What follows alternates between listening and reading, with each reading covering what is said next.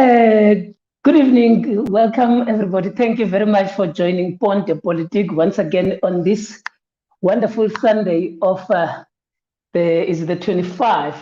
Yes, the 25th of September 2022. Uthando lwethu kaDlanga, umntungwa uyengwayo umalinga undima, unkumbuzo kamasikana welcomes you again on this Heritage Day conversation. Remember, we are available on different platforms, social media platforms, YouTube at Ponte Politique. Make sure that you subscribe and follow us and click on the notification to ensure that you are not missing out on any episode that is flying or that is being flighted, because we are having live episodes every Sunday, unless the radio says so. We are also available on Twitter at Ponte Politique. You can follow us there and retweet. You can even retweet this particular program that is happening at this particular time. And here on Facebook as well, at Ponte Politique, you will notice that there on Facebook, there is a live event that is currently taking place. And also there, ensure that you are equally following us, because it is important that the majority of people are able to see and view our content. And we're also Instagram, Insta at Ponte Politique, and lastly, and on TikTok. TikTok also provides us with a wonderful occasion of engaging our content. So welcome everybody, and thank you very much for joining us. Before I can go anywhere about anything, I want to apologize for last week's Sunday episode, where we could not, unfortunately, we could not have umntungwa, umalinge, uyengwayo undima, unkumbuzo, ubhutimlibo, Qoboshiane, who was experiencing load shedding like many citizens of South Africa who are living in these blackouts that are taking place in our country. So if you are watching, whichever platform that you are watching on, please ensure that you tell your friends, so that they tell their friends, and their friends can tell their friends that Ponte Politique is available. It is live, and umntungwa kamalinge uthando lwethu kaDlanga welcomes you. Those that are new on our platform on Twitter, thank you very much for joining us. Those that are already watching with us, I can see you. I'm saying greetings to you, and I'm sure that you have had a wonderful, wonderful weekend, what we call a Heritage weekend. And also, if you are watching this on your Facebook, can you please share the live video, because it promotes the viewership, because there are other people who are not members of Ponte Politique, but they are able to see, they will able to see the live video from you, like I am doing. I'm sharing it into I'm sharing it into a page and a group, so that at least we've got a bigger number of people who are able to view and then are able to follow us on this wonderful conversation. We are going to be talking about a conversation about heritage, a conversation about Heritage Day. We're going to be talking about misfortunes of the African people when it comes to heritage. But also, I want to stretch the conversation a little bit. And I'm afraid to talk about this because I'm not an expert in the field of this conversation, but I want you to help me and be part of the conversation. As I am talking and as I am conversing, please make your comments, make your questions, and make your inputs. Before I say anything, let me again say this. I'm not an expert in the field of some of the things that I'm going to be talking about, but I hope that they would trigger some element of thought, thinking, and how we view certain things in relation to South Africa's heritage, South Africa's Heritage Day celebration, or whatever you want to call them, and other elements that speak to that. But also, what I want to do is I want to link the aspect of heritage to the issue of spirituality, to the issue of African traditional healers. UKUNYANGA, also maybe elements of ubugqirha, ubuthwasa, and all of those things. But I'm going to be unpacking this the way that it is in my thinking, in my mind, and I want to ensure that we are able to enjoy the conversation going forward. So please ensure that you are part and parcel of the conversation. Let us take you through to this particular thing that I thought it was an important thing that explains South African heritage. Please enjoy.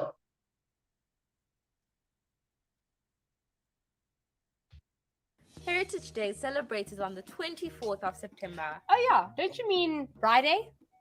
Anyways, on this day, South Africans across the spectrum are encouraged to celebrate culture, diversity, traditions, and meat flavors in the wider context of a nation that belongs to all its people.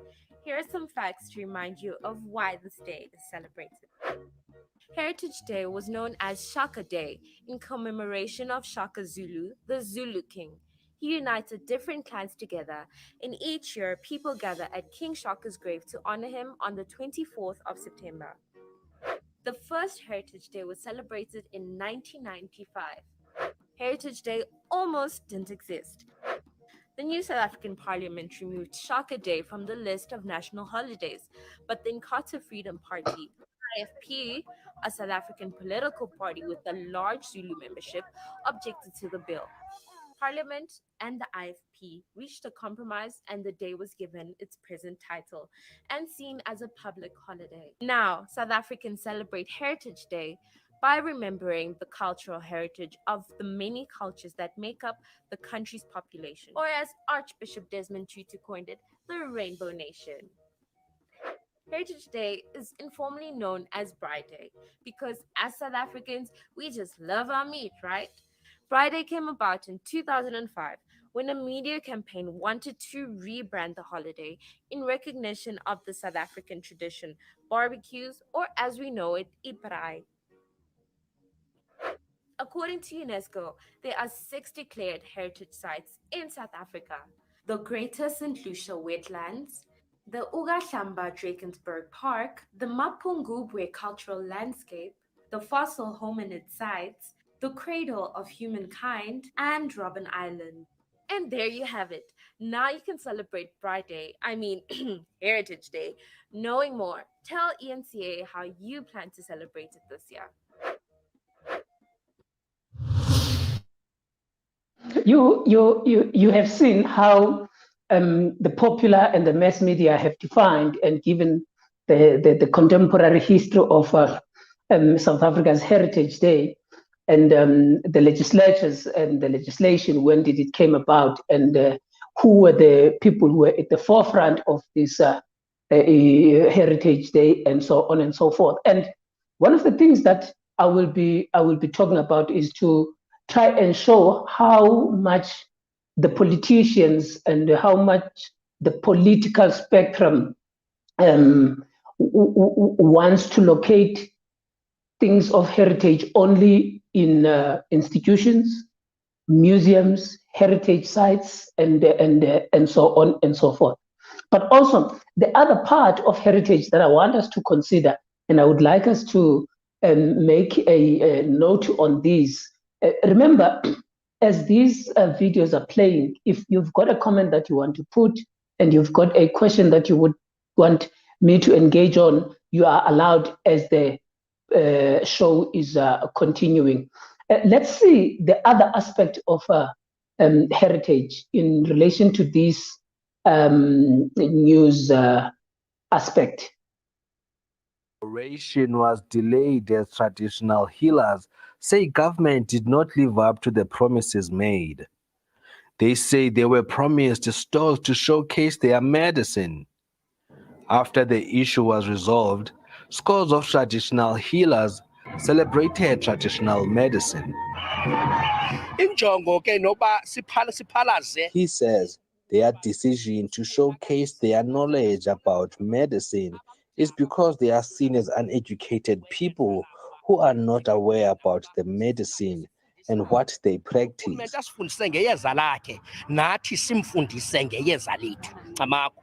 Urhulumente wethu uyakwazi ukuthatha amagqirha awabize ahlale nawo phantsi. Today, our government can invite traditional healers and Western doctors so that we can sit down and talk about ways in which we can work, because before they did not want to work with us. There is also more work to be done before some traditional medicine is integrated into the health system. We've got doctors that we trained in Cuba, and they're saying already in Cuba they are quite in advance in terms of saying how do you integrate both the Western medicine and the African traditional medicine. Also, we are happy about KZN, which is a bit ahead of us, and we agreed in that dialogue that we shall go and visit so that we are able at least to see the progress that we would like to see in the Eastern Cape province. Before colonization, Africans were here with traditional medicine, and therefore if our government is facilitating the revival of traditional medicine, is actually on point, is coming back to what the Africans have always lived on. Integrating traditional medicine into the health system is also seen as one of the ways to improve confidence in the public in these medicines. Lwandi Lembulali, Ndabankulu in the Eastern Cape. Yeah, that also is another interesting aspect of heritage. By the way, you must know that at that particular event in Ndabankulu, the government had closed the traditional healers outside of the gate up until they protested. That's only then that they were allowed to come into that program. It was a World Traditional Healers Day. Yeah, I think it was the World Traditional Healers Day. And the South African government, or the people, or the Eastern Cape government, if one were to say, they had closed them outside up until those people decided to protest and ensure that they are part and parcel of the proceeding. So I'm asking you to please make sure that you make your comment, you submit your questions, and we are interactive in our conversation. Let's start here. First things first, the majority of people have always and have looked at the people who would celebrate Heritage Day, and to say look at them in an element of disdain, in an element of why do you only have to celebrate Heritage Day only on this particular day or not any other day? Or why do you celebrate it like this and you don't celebrate it like that, and so on and so forth? We must understand that the colonized people, the African people, have arrived at the place that they are at, the way that they view heritage, the way that they view culture, the way that they do culture, the way that they do heritage, the way that they live and express themselves has been influenced by a group of people who came from Europe and decided to impose themselves and their way of thinking and their way of culture and their heritages. They impose those onto the African people. And over time, this understanding of what it means to be an African or an African heritage has then hit what Steve Biko says it is blows and twists. Yeah, he talks about the African culture hitting blows and twists. So whatever that when you look at the African people and how they perceive heritage, you must also understand it from that particular perspective. Now that we get that thing out of the way, remember, we were colonized by the English, we were colonized by the Anglos, and also the Dutch. But South Africa has had the majority influence of the British. That's why me as an African, an indigenous African, is able to only converse with you on this particular time, most of the time, in an English language. Now, there has been a concern of how to interpret heritage. And the English dictionary defines heritage like this, and I'm going to read so that it forms part and parcel of our understanding. It says that heritage, one, is anything that is or may be inherited. Anything that is or that may be inherited. And it says two, it is inherited circumstances, benefits, etc. For an example, a heritage of confusion. And also it interprets it as a nation's historic buildings, monuments, countrysides, etc., especially when regarded as worthy of preservation. And then they give us a biblical explanation. The ancient Israelites have got their own heritage. They would say the ancient Israelites have their own heritage. So you see that there are extended definitions of heritage in the English language, but also at the same time, the very same English language wants to use heritage, the name or the word, let's say the word heritage, it gives it synonyms like culture, tradition, what else? Yeah, but I think those are some of the prominent names that pop up when you talk about heritage. Now, let's take culture for an example. It says, the English dictionary, again, I'm using the English dictionary. It says, a culture is the arts and other manifestations of human intellectual achievement, achievement regarded collectively.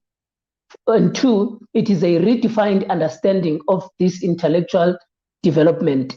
Three, it is the customs, civilizations, and achievements of a particular time or people. For an example, the Chinese culture, that's what they give. But also they say it is an improvement by mental or physical training, or the cultivation of plants, the rearing of bees, silkworms, etc., or the cultivation of the soil, cultivation of the bacteria, and so on, and so forth.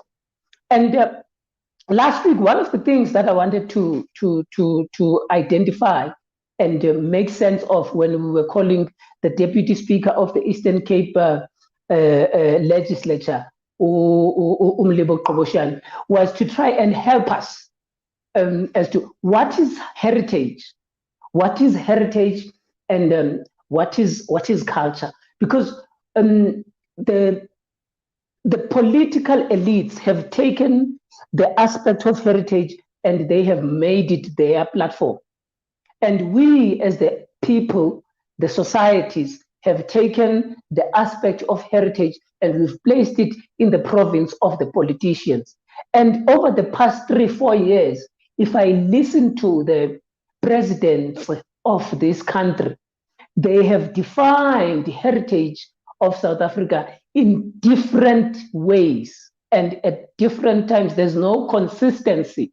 For an example, now, this year they have dedicated to music. They have allocated that let us celebrate heritage and look at music as the aspect of South African heritage, with a special citing of Imbube, the musical song Imbube, which was adopted by Walt Disney at a later stage, and it has been a very prominent song by Utatu Solomon Linda. So they have attributed that, and we begin to talk about those aspects of heritage music and so on and so forth.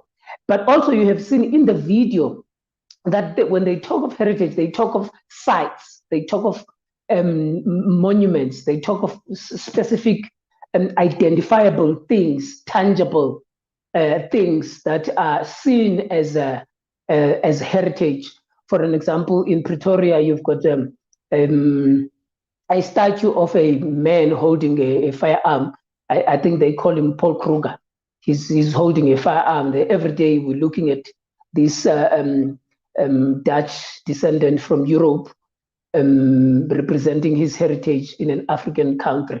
And also, you also see in other areas where you see also Ukumkani Utwane, if that is Ukumkani Utwane, that is there also in Pretoria. You also see in other places, you see Ukumkani Ushaka, if that is Kumkani Ushaka, that monument that is there, and other areas and other places.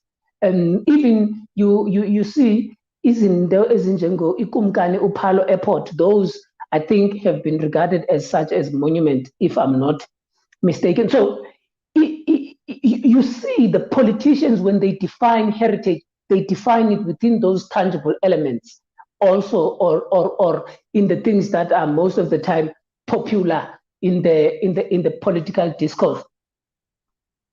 Like in 2020, they defined our heritage to a Jerusalem dance challenge by Master KG, a beautiful musical piece. But then the president of South Africa said we must celebrate the heritage with that dance, which I found very nonsensical, and I even wrote an opinion piece and around that, saying that this is a nonsensical interpretation of how to understand heritage and South African heritage. But also you see the famous Archbishop Desmond Tutu, he regarded South Africa's heritage as a rainbow nation and so on and so forth.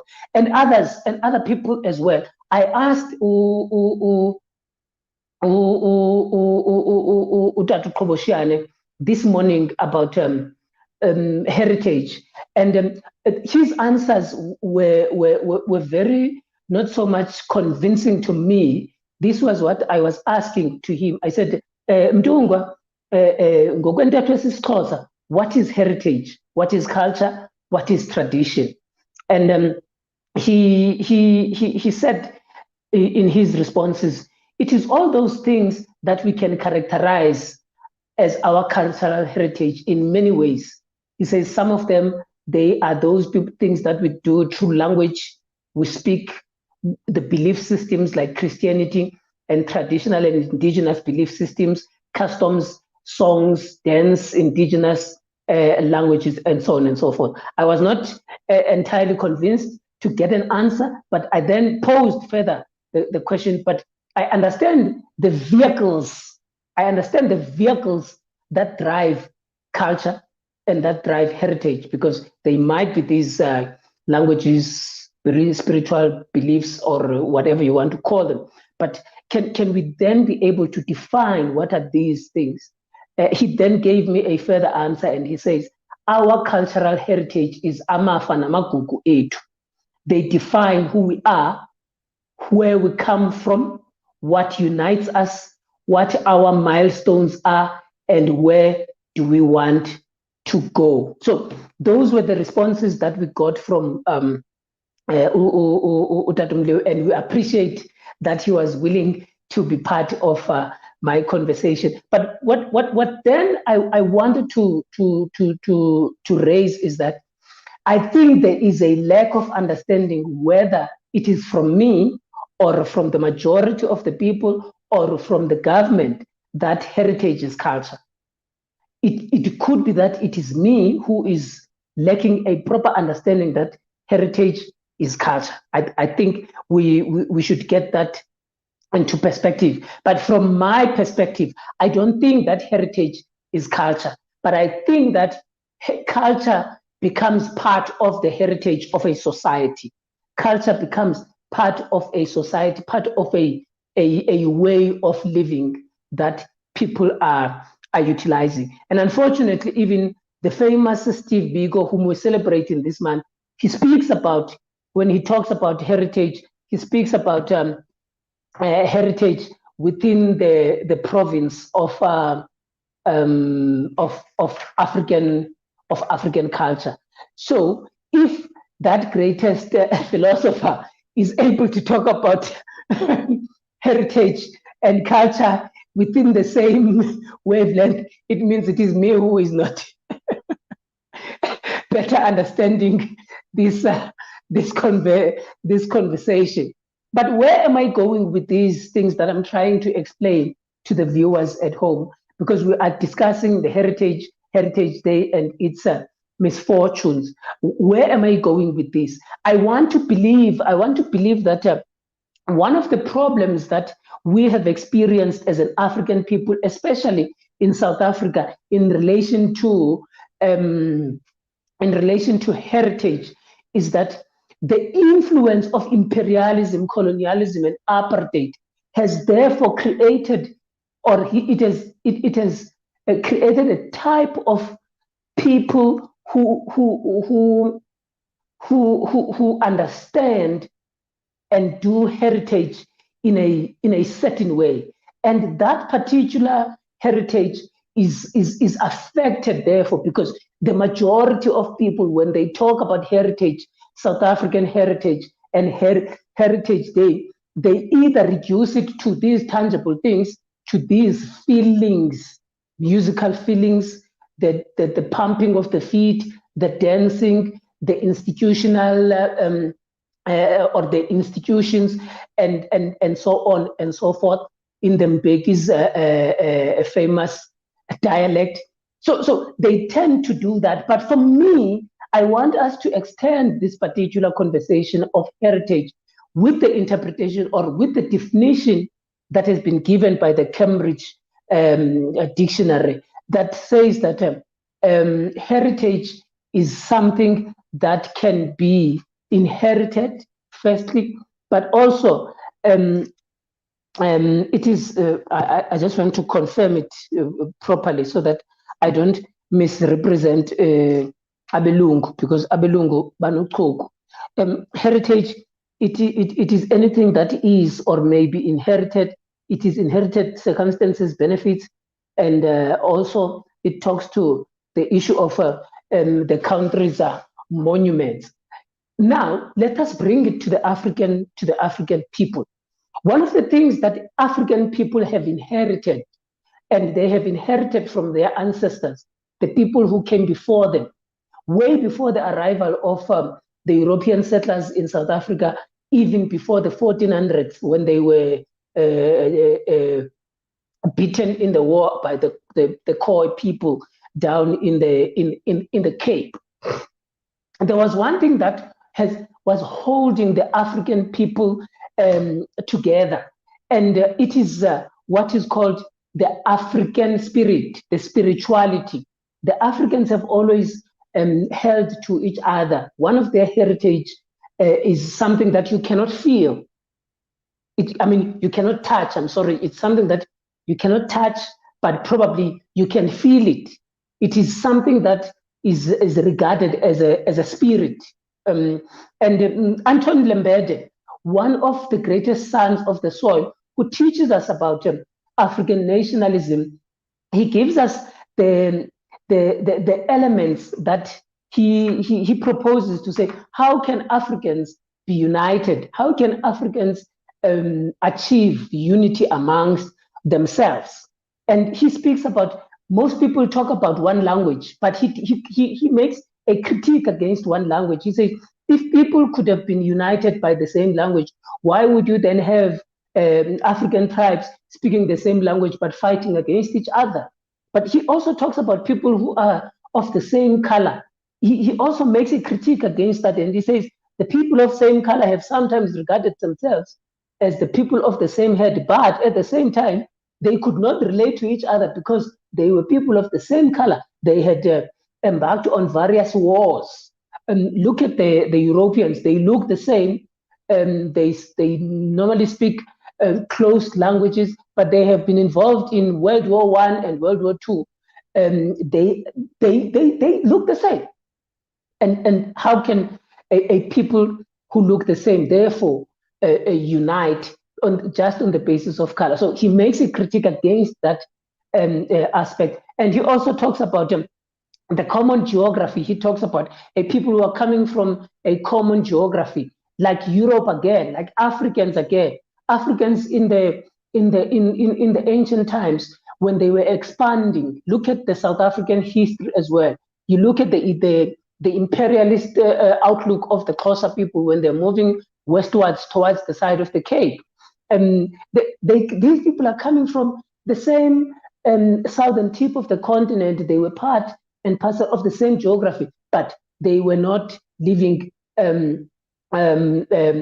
together, and there was not that element of always succeeded in creating one nation. That's why at the end of the day, you had the breaking in the kingships, and fortunately or unfortunately, with the Shaka dynasty, I think they succeeded in some element. I know many people might criticize me on this. Some elements they have succeeded to have one homogeneous group because they were coming from the same area, who are then today regarded as Zulu people. But I know for sure that there are other nations there in KwaZulu-Natal who might say, no, Tina, we are not the Zulu people, we are this one. So please don't criticize me on that. We can have a discussion about it another time. But also, Lembede talks about the common origin. He says people normally are bound by their common origin. We see this all over the world. But can the common origin be only the basis of a unity, of national unity? And then he gives an answer and he says, there must be, we need to be dominated by the same spirit. And when he talks about this particular spirit, he says that the African continent has got a specific spirit. It has got a spirit that hovers around the environment, and therefore even the plants, even the animals, even the people who are living or who are from the African continent, they are therefore adapted towards a specific type of spirit, the spirit of Africanness, the spirit of Africanism, he says. And he says it is the highest form of development of knowing oneself, that particular spirit. He says that, therefore, if we want to have a united African people who can, I'm expanding, this is my emphasis, who can have a shared heritage, a heritage that could be defined and not as a rainbow nation, not as in relation to music alone, not as a heritage that is a little bit confusing, whether it is cultural heritage or heritage culture, tradition or norms and values. He says that we need to find a way of understanding that the Africa has got a peculiar spirit, and that peculiar spirit is the one that is important, that unites the African people. And he says, let me read it. He says, it is an African nationalism or Africanism that must be converted away, that must convert us away from tribalism into African nationalism, which is a higher step or a degree of self-expression, self-realization of the African spirit. Now, this particular African spirit that I'm talking about, we tend to find it in the reading of Robert Sobukwe when he talks about the politics. He talks about politics. He says in 1940, I think in the 1940s and 1950s, he says that the majority of the people who are in the, he talks about the Congress movement. When he talks about the Congress movement, he talks about the ANC people and the Congress alliance. He says the majority of the people in the Congress movement, they think that politics is about race and color. And the politics is not about race and color, but about the material and spiritual interest of the African. Now you see the link of the defining of this spirit that Anthony Lembede is talking about, and also you see this particular spirit that Sobukwe is talking about. And I'm trying to bring you into the understanding that heritage can not only be viewed as in a tangible aspect, something that can be held, but it could also be spiritual. Now, one of the things that the African people in South Africa had experienced because of the colonial gaze was that cultural imperialism and apartheid, Uzama writes this, cultural imperialism and apartheid in South Africa have held back the development of African heritage and African traditional health care. Now, the particular thing that I'm interested in is to talk about the African traditional health care the African traditional healthcare, which focuses extensively on this particular aspect of the spirit, the spirituality. Now, one of the things that held it back was the introduction of what do you call this? I think we call it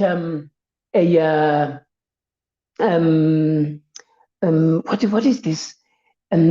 It's Witchcraft Act, yes, Witchcraft Act of 1957 and of 1970. As I'm conversing with you, I know that I might be unpacking something that is a little bit complex, because it is complex even to me, and I'm very much afraid of the conversation that I'm even having with you guys. But and I would like you to be part of this conversation if you are able to, because it is very much helpful to me. So one of the things that we had experienced as we are looking at the particulars of this spirit, the spirit itself, the spirit of the Africans, and how it is part of the heritage, was that the apartheid government created a Witchcraft Act that defined, or that looked at certain things and said sorcery and this and that and that and that is defined as witchcraft. And one of the things, or one of the spiritual manifestations or spiritual expressions of the African people, or one of the heritages of the African people that were affected at that particular time, was the ability, UKUNYANGA, the ability to do traditional healing, the ability to the ability to some of these things I might not say them correctly, but the idea is that that particular law, those particular rules that come from that imperialist thinking, that come from that way of thinking of the European culture, it therefore placed the heritage of the African people from the spiritual perspective. Now, this is what I'm saying. From the spiritual perspective, it placed it in the periphery. It put it at the back. And the African people were pushed to the element of defining themselves within the tribal elements. The tribal elements, which is the reason why now, all of a sudden, since 2005, was it 2005 when this Heritage Day was established? I don't remember. But since that establishment of that Heritage Day, there has been a majority of people would wear their the clothes that define them. The people who are Xhosa speaking, you would see them wearing impahla bathi zimpahla zamaXhosa. The Africans who are Zulu speaking, you would see them wearing impahla bathi zezamaZulu. The Batswanas and the Bapedis, the Tsonga, and so on and so forth. So the spiritual element, the spiritual aspect of the heritage of the African people was therefore put at the back. And that placement of it at the back has not only been in the apartheid period, but also it reflected itself in this thing that was taking place in Tabankulu just last week, a week ago in Tabankulu, when the Eastern Cape government locked these particular people outside when they were actually celebrating the African Traditional Healers Day, but they were then locking the traditional healers outside.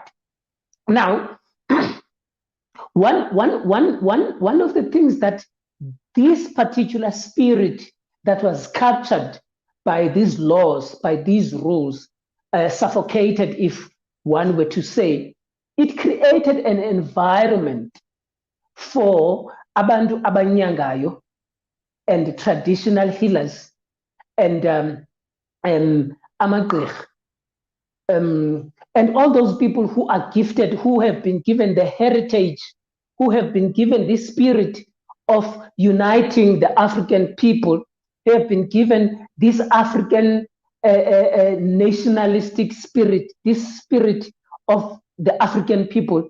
It has created an environment for them to be locking that spirit inside, because now there was this Western or European cultural dynamic or civilization that has come through. One of that European cultural dynamic was Christianity.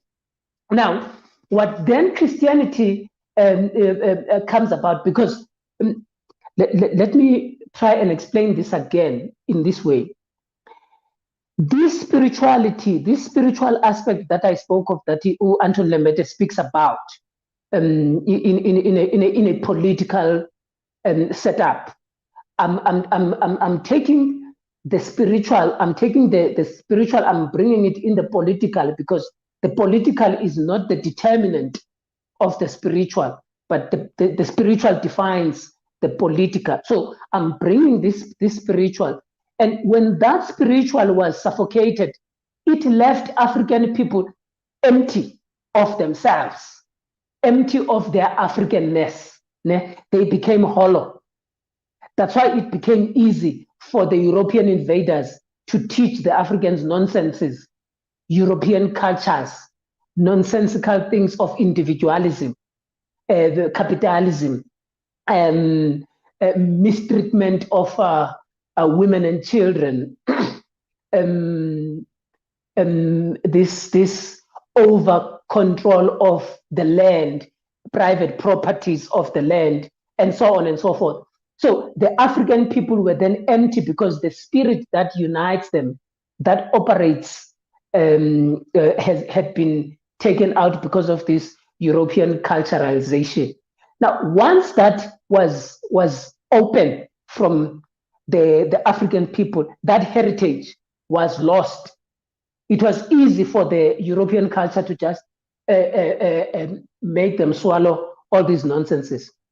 And now you don't have to blame any African people when they look at their heritage and celebrate heritage the way that they celebrate it.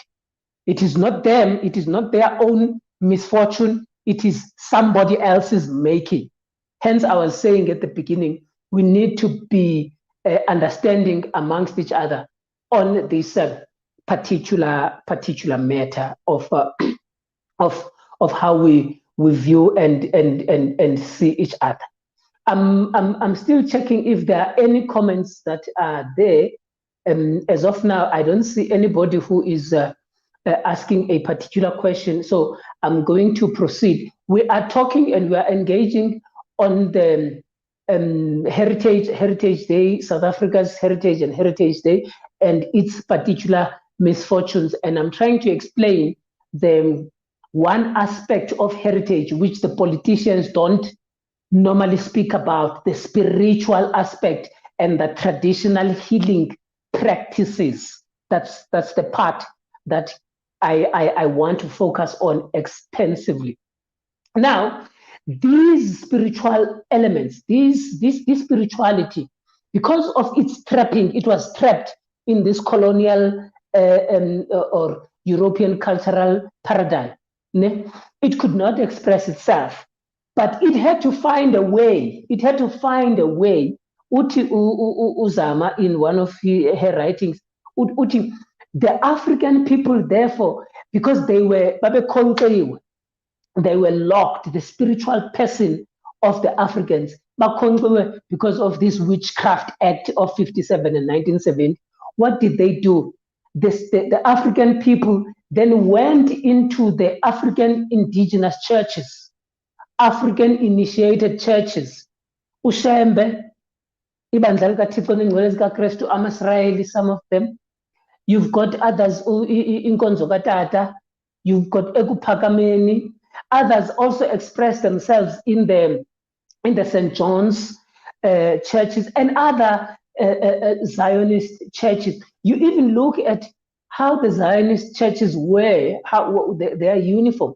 You see how then that particular spirit that was being suffocated by the law, regarded as witchcraft, it was then redirected into another element of spirituality, in another vehicle in these African initiated churches. And these African initiated churches, they then did what we call in historical or history academia globalization. So they took what is local and merged it with what is global, and they created what was something that was very, very important. And this is why at some point, therefore, you find African people expressed kakhulu in these particular churches, kuthiwa baphakamisa izithunywa. They lifting up their angels, they are lifting up their guides, and so on and so forth. So what you then find in this entire cycle of fortune and misfortune is that at some point the Africans began or lost their spirituality. They lost their spirit of an African because of the European settlers' invasion, but also they then equally utilized these African initiated churches, which were some of them influenced by coloniality and colonialism. They utilized them to express themselves again, to even utilize them to do and practice their traditional healing in one way or the other. Now, one person has therefore raised an issue with me to say that why then do you find it? Why do you see it necessary that this particular thing of heritage must be placed also at a spiritual level? And I'm saying, first of all, the platform with which we are engaging on is Pont de Politique, a bridge to politics. And I've always held the view that the politics do not precede the social. I always held the view that the social precedes the politics. The politics are determined by the social. So the social defines, or the social produces the spirit. And therefore, if the social or the social is intertwined with the spirit, the political can only be the next aspect after the spirit. That's why for me, it is important that we do not allow politicians to only define heritage and Heritage Day within the confines of a political understanding. But also, we must push it to an extent that African traditional healing practices, nokunyanga, nobugqirha, nazo zonke eziziphiwo that were given by our ancestors to us and everybody else, those gifts that have been suppressed over the years and that are continually being suppressed by the colonial gaze in our minds, by coloniality, by how things are happening, we must continually push for that. Heritage must not only be in a political sense or in an institutional, tangible sense, but also it must be expressed spiritually. It must be expressed and it must be promoted that the African traditional healers and African traditions are part and parcel of the heritage of the African people in Africa and in the country called South Africa. One of the dangers and the failures of this particular English definition of heritage is there at the aspect of spirituality. And I think it makes it easy for it to make that definition because European culturalization has always thought that African cultures and African practices, African healing practices, the traditional ways of doing things in Africa have been inferior, and therefore it is theirs that have been superior. And that has then meant that it is witchcraft, it is a sorcery, it is a bad, it cannot be regarded as part and parcel of a proper heritage. So it is my view that we as an African people in political terrains, in political environments, everywhere where we are, in organizations, in academia, in any other type of platform that you find yourself in, do not allow for the limitation of heritage and Heritage Day to be a political soccer ball. It cannot be. The heritage of the African people is also spirituality. It is also spiritual.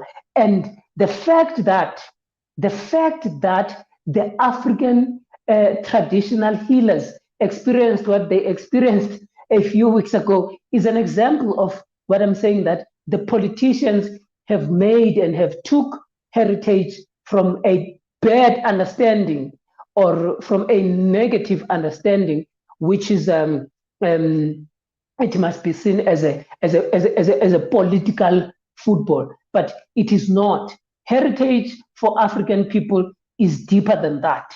For you who are in politics, thinking that politics is only about race and color, think again.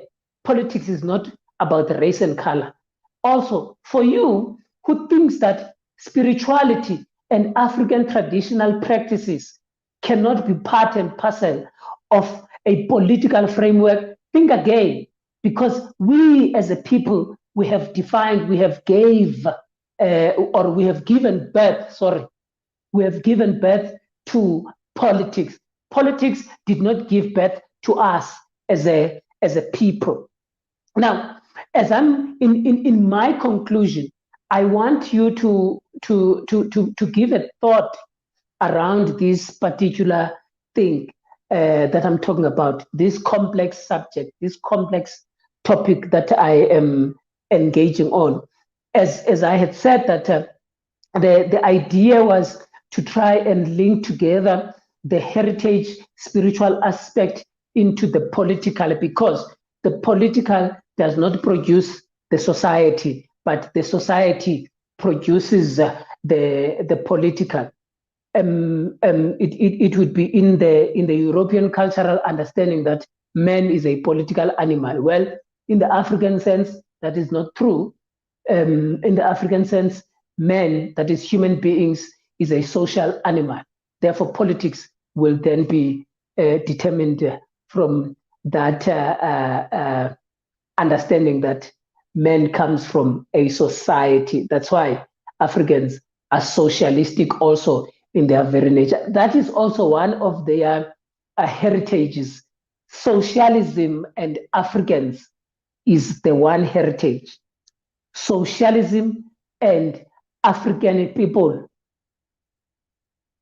same WhatsApp group. So it must be understood like that. And we must never, these are my closing remarks, we must never give and allow the political elites, the political leaders, the political people or the politicians to define only what it means, what is heritage, sorry, or what is Heritage Day in South Africa. You would understand that I have not debated the issue of the Shaka Day and everything else, because I think that is a conversation on its own. The last part that is important, that you cannot overlook when you are talking about the spiritual element of the African people, is the aspect of the material base, the land. So the land becomes a very prominent aspect in the heritage of the African people, because you cannot express your spirituality if you do not have a land, a place where you can do that. Now look at remember, Tina, we have been made now migrant laborers. Our kids are made migrant scholars in urban areas. So what you find is that when you do these African traditional practices, one of the things that you have to engage on is going to the kraal and going to Umsamo and so on and so forth. Now, if you do not have, because In the urban, sihlala nabelungu apha, and our houses are in an urban area, and the square meters are so limited.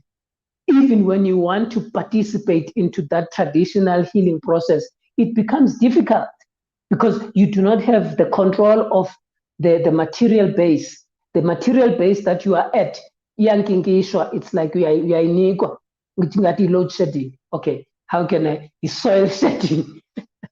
It could be soil shedding. So even that particular aspect, you cannot overlook when you talk about the issue of heritage. And again, the political elites would run away constantly from this particular element of spirituality because they know that it links to the aspect of socialism, which they're running away from, but also with the aspect of the land question, which is the material base with which you can base your spirituality, your expression on.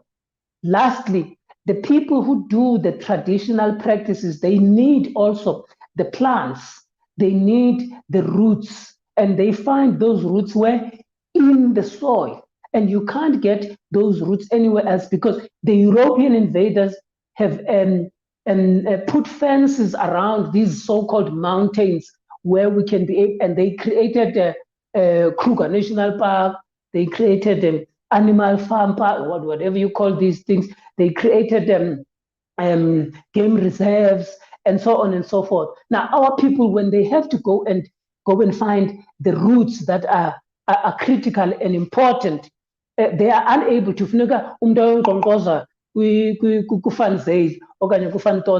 who, by the way, did not bring the land in this country, did not bring the farm, or did not bring the mountain in this country. So you have to go, for you to express yourself, you find it difficult.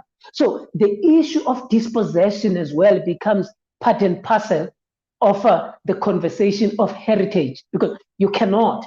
And the reason why you African people see heritage the way, that includes me. When I'm saying African people, it includes me. We see heritage the way that we do. For our spirituality, we have been dispossessed of our politics. We have been dispossessed of the majority of the things that we hold dear in our hearts. We have been dispossessed of our ways of doing and of our traditions as well. So when you allow yourself to look into the heritage discourse, heritage conversation in South Africa specifically, and in the African continent, you must understand these elements. And the spirituality aspect of it brings us back into the land question, because the African nationalists have told us many a times that politics is not about race and color, but politics is about the material and the spiritual interest of the African. And the spiritual interest of the African includes the African traditional practices. It includes the material, which is the land question, which is the land, and the heritage of Jerusalem, the heritage of only looking at it from Mbube, as Ramaphosa was saying, the heritage of only looking at the issue of saying that we must love one another, we must be a rainbow nation, we must be united. The heritage of those are superficial elements of what it means to be in heritage as an African people. Those are not the deep elements. Our people need to be spiritually liberated, and for them to be spiritually liberated, they need the land, and the land is in the hands of the minority in South Africa. And that cannot be not part of the conversation of heritage and Heritage Day. And therefore, the misfortunes of our people as African people come not only from the gun, but also the suppression of their spirituality, the suppression of their land, and the suppression of their ability to practice their African indigenous ways. Umtungwa, yengwayo malinge, undima, you have enjoyed yet once again this wonderful conversation. I was afraid to go through it But nonetheless, I see myself, I'm almost in an hour and I'm almost done. And unfortunately, I haven't seen or heard anybody who said they wanted to have a question or pose a comment to to me. What I was discussing, if you came late, this is what I did in the conversation. I first defined what is heritage within the dimensions of the Cambridge English Dictionary, and secondly, I defined the synonym that has been given by the same dictionary in relation to heritage to culture. And I then said within the two, there seems to be no correlation, but nonetheless, that is not my problem because I'm not an English speaker. I found it here and it came with a boat, by the way. And second part was that I looked at and how Anton Lembede says we should understand the unity of the African people. Lembede gives us 5 things. Out of the 5, he looks at 4 and he critiques them. He says the geography, most people who might coming from the same geography might be united in one element or the other, but that does not always succeed. People who look the same color, they always can have some element of homogeneity, but it does not always succeed. And he talks about the people who speak the same language, talks about the people who are coming from the same origin. And he says that majority of these people, they might come into these similar circumstances, but sometimes they tend to even have a contestation of things amongst themselves. So we made that example. But also we spoke about the 5th aspect that Lembede speaks about. He talks about African spirituality. And he explains it and he says that is the element that can unite the African people. And that particular spirit is the one that I said in Sobukwe's thinking that the politicians must not be allowed to define heritage and Heritage Day because they do not want to define heritage and Heritage Day within the confines of spirituality. They define it in the confines of their politics, the politics of race and color. Kanti Sobukwe says politics is not about race and color, but about the material and spiritual interest of the African. So it is that spirit that I was explaining that Lembede is talking about, and that spirit that Sobukwe. Then I joined them together and I said, these spirits that these 2 men are talking about, they tend to be expressed by African traditional healers. African traditional healers who a few weeks ago were closed out in an event that was celebrating African traditional medicine in Tabankuru. And I was showing how politicians, even of the apartheid regime, created a law that is called Witchcraft Suppression Act of 1957 and 1970. And I was then trying to say that because of this suppression, because of the suppression of that particular spirit, the African people then became hollow. They didn't have that spirit of unity of doing things traditionally. It was easy for the Europeans to just throw any nonsense on them and define it and say that is heritage. And then I then said it is important that we need to define this particular element of heritage with spirituality, because once we define heritage from a spiritual perspective, it becomes easy for us to link that to the aspect of the land, which is the one important element of politics. It is also important to link it to the aspect of socialism, which is the legacy and heritage that we got from our ancestors. Link it to the land, because the land is something that we've inherited from our ancestors and we are keeping it for our generations to come, not to own it, not for private property. If there's anything that you have heard from this conversation, it is one.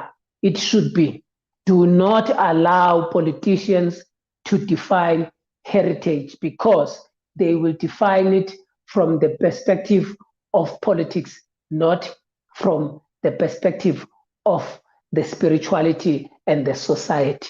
Thank you very much for joining us. Siyabulela kakhulu. Umtungwa uti enkosi. Those who have watched with us on Facebook, those who have watched with us on YouTube, those who have watched with us on Twitter, thank you very much. And those who continue to watch even beyond this, please make sure that you view this video. It is an important thing that I get your feedback, give your comments, and make sure that you are part and parcel of this conversation. Ipon the politique, it appreciates your presence. Thank you very much. All the best. Bye-bye. See you next week.